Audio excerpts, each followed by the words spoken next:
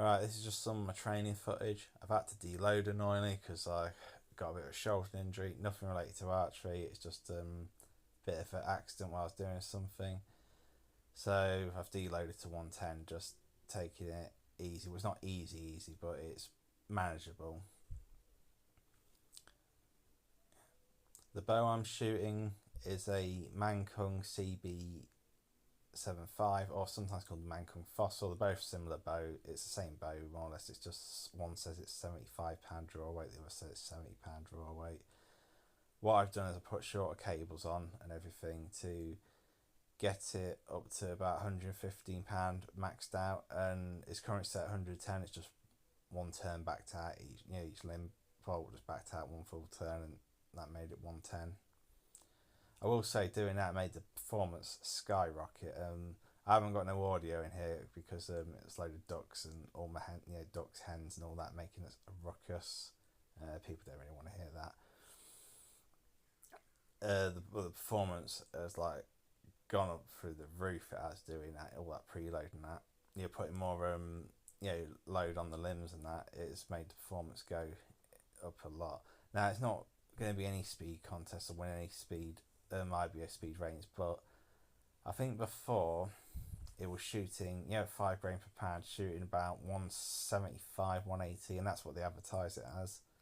So they're actually telling the truth. Bow manufacturers telling the truth. A shocker. But now, if I was to chronograph it, the way it's going, because I notice it's going a lot, it's hitting that target a lot harder with the same arrow. I wouldn't shock me if it shot, at 5 grain per pound. It wouldn't shock me if it was shooting about 295, maybe 305, something like that. Which isn't crazy fast, but for a bow, like a 8-inch plus brace height and that, and stuff, and not a very aggressive cam. In the back, it's not one of them cams that tries to rip your arm off if you creep forward a bit. You've got quite a lot of play in the back wall.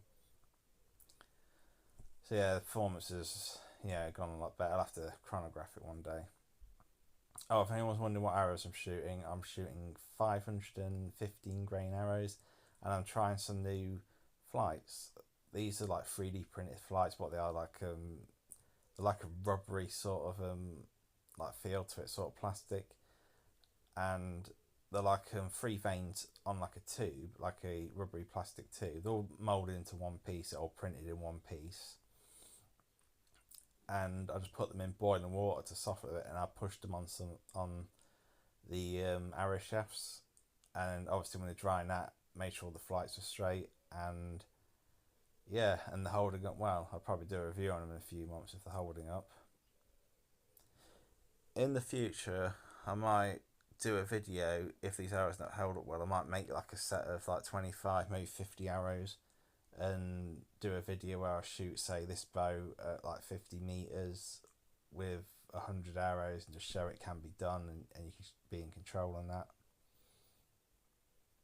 If anyone's interested in seeing that, you can just comment it.